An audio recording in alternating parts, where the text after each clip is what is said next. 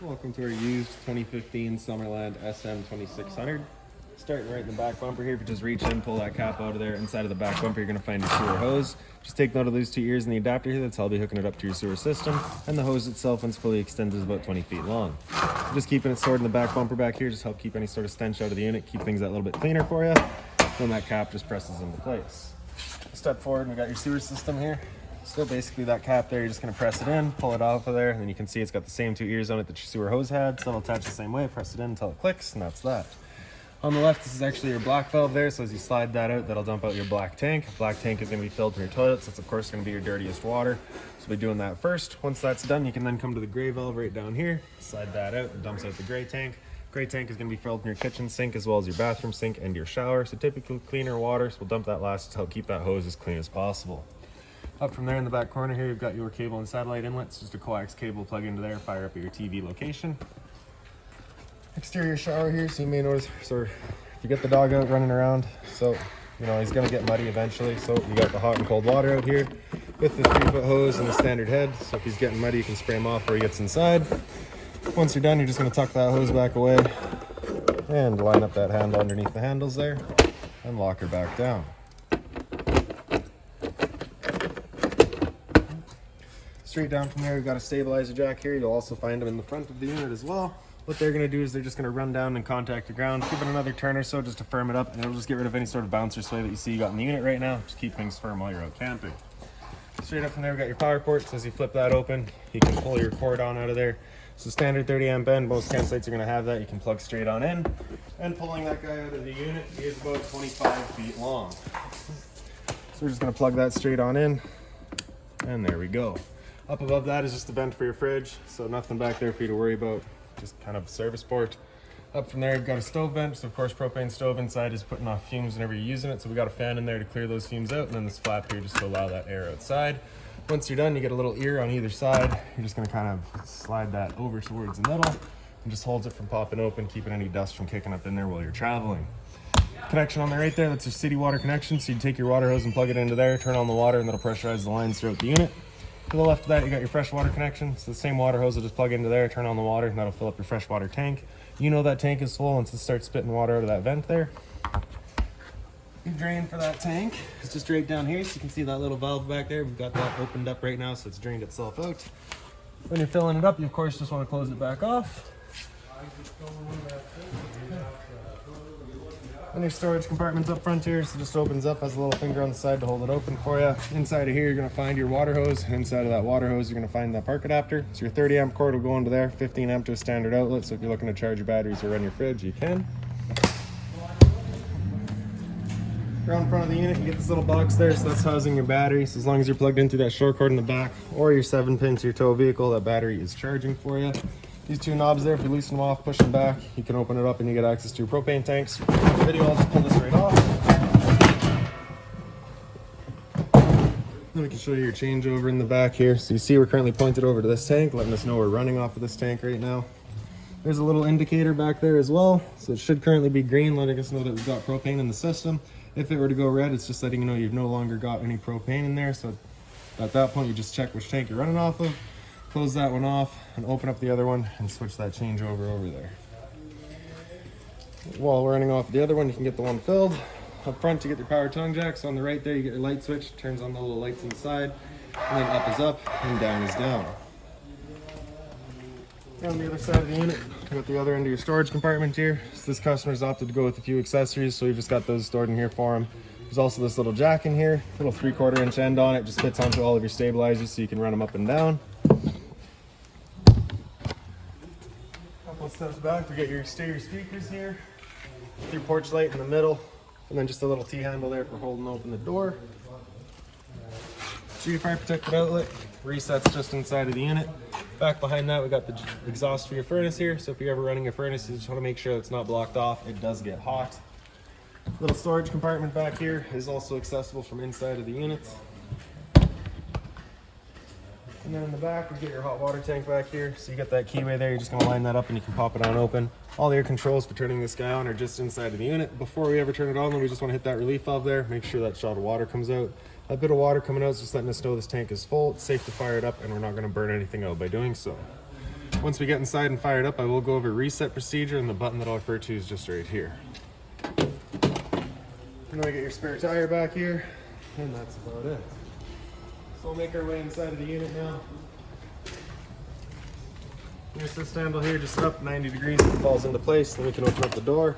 Like I pointed out earlier, that T-handle would just slide into there, holds the door open for you. For your steps, you're just gonna grab this step here and pull it straight out. Flip that last step over, and then we can make our way inside. So first things first, right when you get in here, you got your fire extinguisher right on the left, so that's standard, pull the pin, point and shoot. Also hanging on that pin, you're gonna find your keys there, so I just got them stored there for you.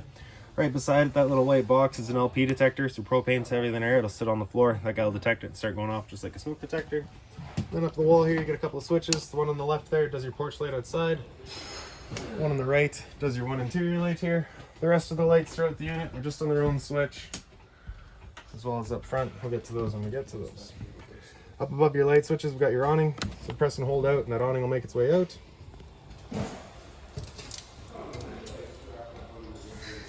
Once that awning is fully extended, we're going to see a little black flap come down, as well as the black metal tube. Once you see that, you're going to want to stop. If you were to continue extending, it can actually wind itself up backwards, in which case our fabric will be underneath our tube, allowing it to then hold water, accelerating the growth of mold and mildew. So there's our flap there, and there's our tube, so we'll stop right there. Now if it were to start raining, it's of course going to hold some water anyways, so what you can do is grab either arm, front or rear, and you're just going to pull down on it. Then you can see that changes the pitch of the awning out at the head, allowing water to then run off. Now if you like that angle better, because it does give you more shade, you can do the same thing with the arm up front. Before we bring it back in though, we just want to make sure these arms are back out straight and fully extended, just so that we're not running the risk of bending them. Then we can come back inside and press and hold in, and that awning will make its way back in. Again, just making sure that our fabric is over top of the tube. And another thing to keep in mind with your awning is that it does catch a lot of wind. So once you get up to about 15-20 kilometers an hour wind, you're going to want to bring it back in. Again, just so you're not running the risk of bending your arms. And then once it is fully closed, the electric motors will just kind of lock up and hold it firmly against the side of the unit.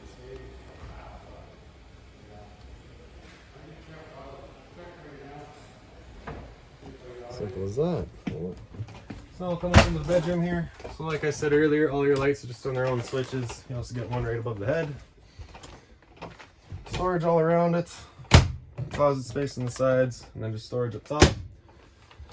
Identical on the other side here.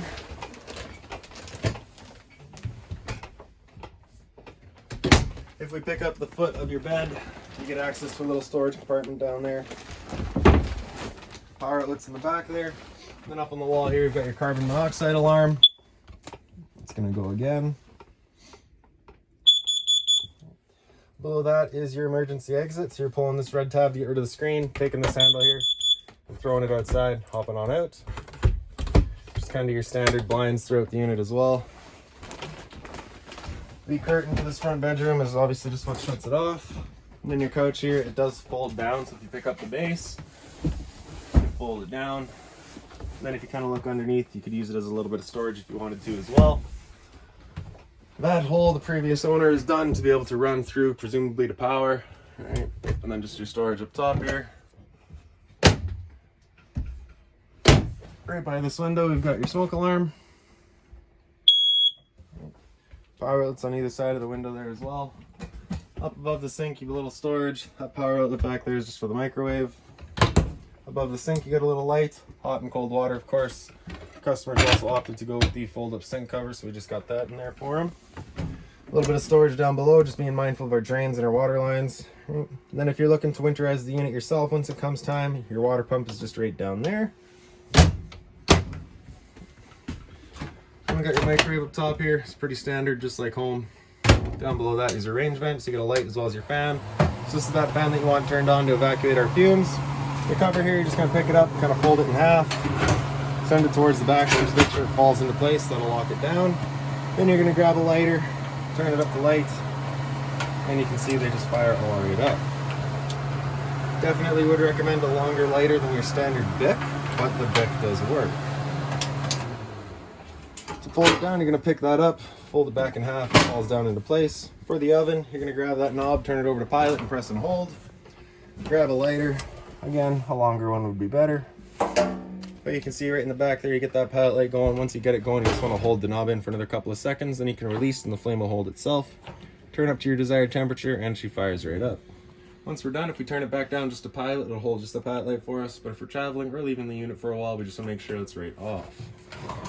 And down below your sink, we've got your converter. Press the top and center and she pops on open. You get all of your breakers down the middle here. Whenever a breaker breaks, it's going to sit in the center, so just turn it off and then back on to reset it. And on the right side, we get all of your fuses. Whenever a fuse pops, you'll get a little red LED right beside it, letting you know exactly which one went. Right behind the stove, you've got your monitor panel. So in the bottom right here, you've got your water pump switch. Turn that on, turns on your water pump, drawing out of your fresh tank to pressurize your lines. And then your battery, so you can see we're currently C for charging. So because we're plugged in, currently charging. G would be good, F is fair, L is low. Your fresh tank is currently empty. I'm not sure why it's misreading. Couldn't figure that out. Same idea with your black and your gray though. They are misreading. I have cleaned them out. They are clean, they are empty, but we just can't get them to read right. Because of that, once we get to the toilet, you're going to see a little bit of a blue kind of chemical sample just in the bottom there. That is a chemical that I have dumped into the toilet right now just to try and break down anything in that tank, just to prevent any smell from coming about. Right? Up above that, we've got your water heater. So as you turn that switch on, turns on your water heater. You get that little red light there letting you know the ignition sequence will start. Once that sequence is started, that light will go out. It'll try that 3 times. If after the 3rd try it hasn't fired up, this light's going to come on and it's going to stay on. It's at that point we'll be going and using that reset button that we'd shown you. So stood right here, you can hear the click of the igniter and the whir of the flame. We know that tank is good. Beside that, we've got your fridge here. So freezer up top and your fridge down below. Temp controls right in the back there, and as the sticker says, down is warmer, up is colder. Controls for it right up top here. So the power button on the left there, so with that in, it's turned on. The button on the right there in, that's going to run on auto. Auto's first going to look for AC power. If AC power is taken away, it'll automatically flip over to gas. If you're out boondocking and you want it solely running off of gas, you're going to hit that button so it comes out over flush, and that'll run just on gas. And then your Dinettes here real quick. So you get that light. It's got a sliding switch here, so it's a little bit different. If you slide it back once, it turns on the one light. If you slide it back twice, it turns on both. Storage up top. Other side as well. For your Dinettes here, you just kind of wiggle that table up. You can get it up off of the legs. Then you take the legs and wiggle them out of the bases. You'd lay the legs down, and then on either side of the dinette, you can see you kind of got that little ledge there. Your table will then sit down onto that. You'll take the back cushions to fill it in, and then you got another bedding area. Stereo back here, pretty straightforward. Really, the only thing I'll go over here is that your speaker set A is your inside set, set B is your outside set. Bluetooth connect, power button there, pretty straightforward. 12 volt TV here, see, or sorry, 120 volt this one, so it's plugged in. You could have a 12 volt TV here, you'd plug it in right there. Antenna outlet for it, turning that guy on, you're just hitting that button there, turns on that little green light letting you know it's turned on. It will also help clear up your stereo signal as well. This right here I believe is bypassed for this purpose of being able to run the satellite, and then of course just the TV itself is hooked up. Right above our heads here we've got the antenna itself, so basically you're just going to take this handle here and run it up until it stops. And that's your antenna fully extended. Then you can pull it down and kind of turn it around, rotating it, looking for your best signal. Once you find it, you can leave it there. Before you go traveling though and bring it down, you just want to make sure these two arrows in the back there are lined up, and then we can turn it down, and that'll just ensure that the channel that it sits inside of is lined up properly, and it won't go flopping around on you while you're traveling.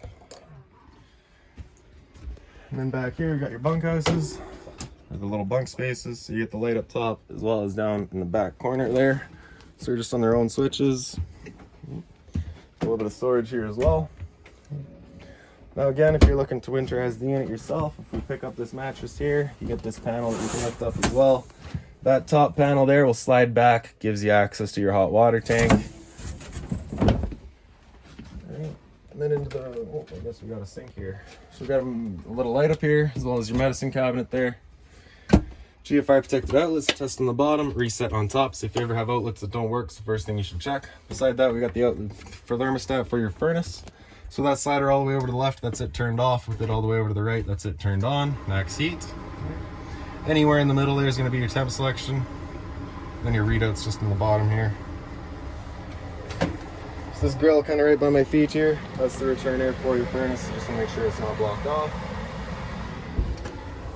With this being a used unit, you shouldn't have to deal with the new furnace smell, but if you do get a bit of a smell the first couple of times you run that furnace, that'll be what it is. It's just a new furnace. Hot and cold, and then some storage down below. This is where you've also got kind of tucked in is your hose for that exterior shower, so you just want to be careful of all that. Then into the bathroom. So the light, again, just on its own switch. Sorry, I lied, it's on the wall there. All right, and then your toilet here, so you can see that little bit of chemical still just working its way down there. Then into the toilet, or sorry, your shower, you get hot and cold water, of course, the little tub down below. Above that, you get your roof vent. You're turning that knob to open it up. In the back corner there, you get the switch, turns on the fan. And then your curtain over here is just on its own little strap there. And then lastly is going to be your air conditioner. So that's right up top here. You get your controls kind of at the one end here. You're going to see in your temp selection that you do have the option to go to heat. The air conditioner does not have a heat pump installed, so heat will not work. You do have a dedicated furnace for heat, so just be leaving that in max cool. And then in your cooling side, low fan again. After low fan, it comes into high fan. So that's just moving air. There's no cooling involved in that. After that, it comes into low cool. So that's where the compressor will kick in. It'll run the low fan.